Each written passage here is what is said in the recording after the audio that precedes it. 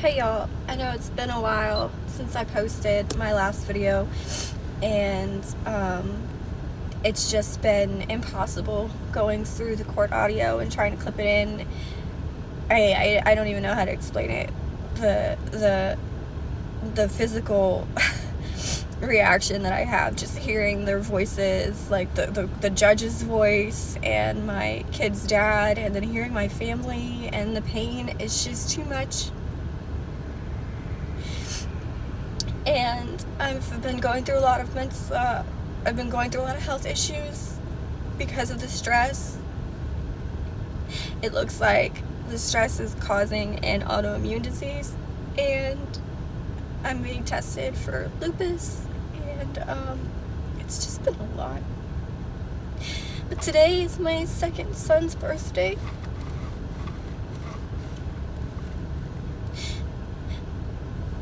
My first son's birthday was 3 weeks after his father took him. I wouldn't let anybody give him his presents, wouldn't let anybody see him. He spent that birthday without anybody he knew.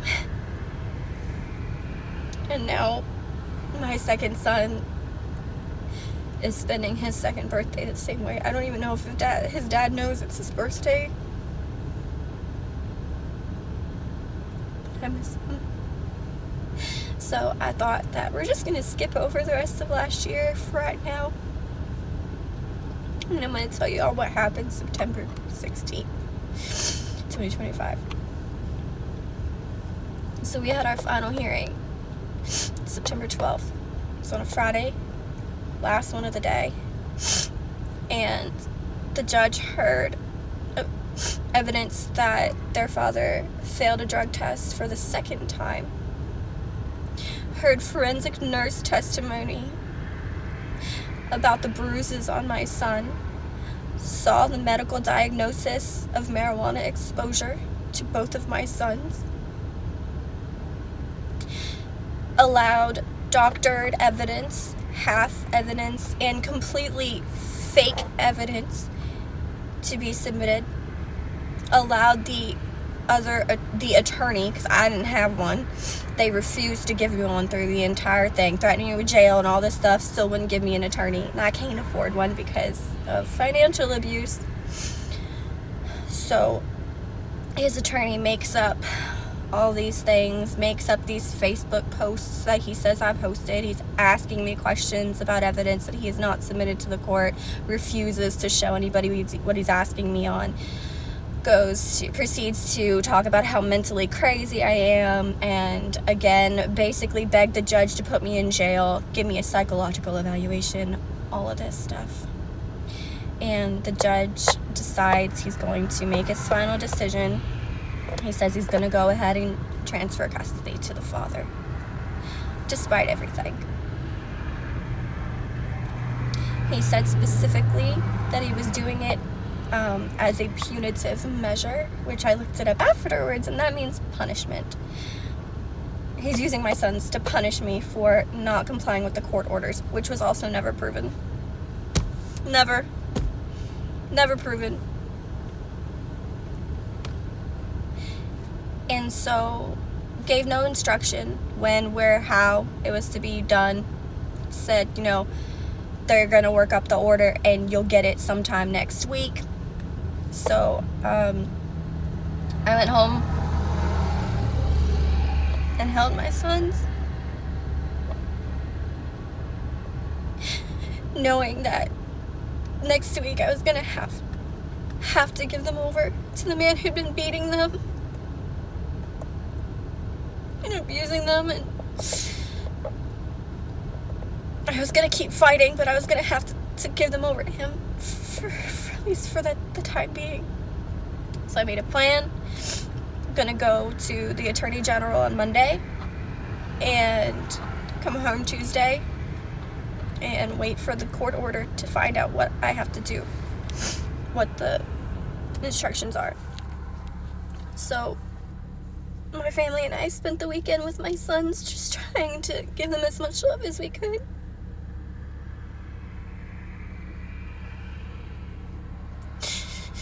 I went Monday got a hotel because I worked up all the appeal paperwork. I'm like, I had to do this by myself. And I went to the Attorney General's office. I was there for a few hours. And then I went to go walk to the Court of Appeals and file my appeal. And then I was going to go home. And the next thing I know, I was surrounded by Capitol Police. And they took my sons from me. Their father and his attorney had me arrested for kidnapping them based on a court order that didn't exist yet.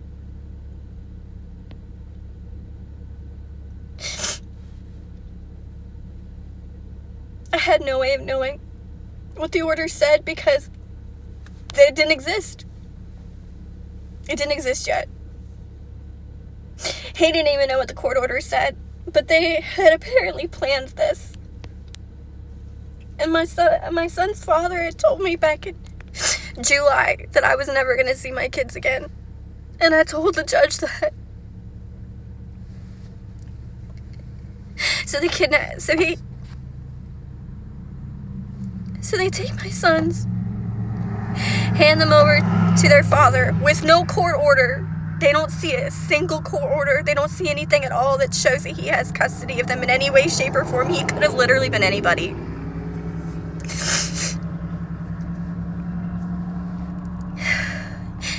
The next day, I drive to Bedford County with all my son's things. I packed up all of their clothes, their shoes, my older son's medication for anxiety, everything I could think of, their favorite toys, their pacifiers,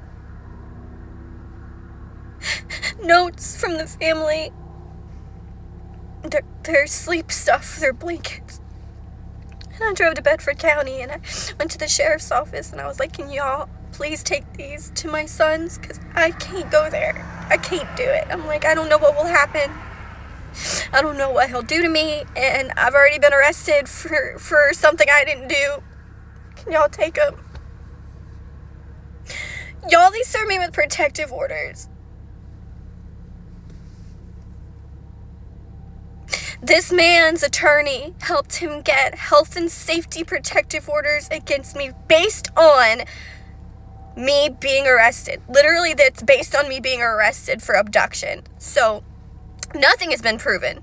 There has been no evidence of abduction whatsoever.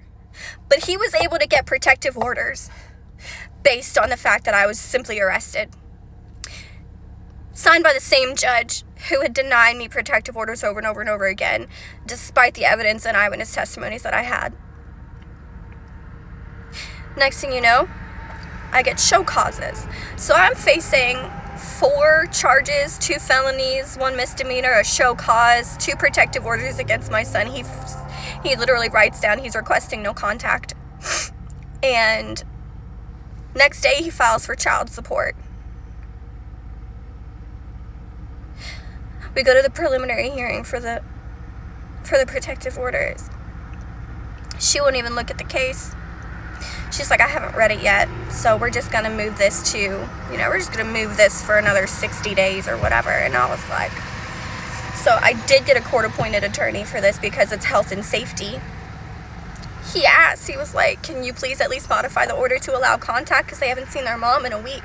And she says word for word, Miss Fisher has had no problem coming in here and asking for protective orders for no contact against him, so I'm going to make sure that she gets the same now. So she granted no contact for him. One of the biggest differences is that she didn't grant a single one of my protective orders, and I had evidence. He has brought nothing, and she said, nope, that's okay. No contact. No contact for the 2 children who have spent their lives with me and our family. And no one has seen them since. So, if anyone could just send up a prayer and a happy birthday for my son. His name is Asher. And he's 2 today. Somebody eat a cupcake for him. He loves cupcakes. Thanks, guys.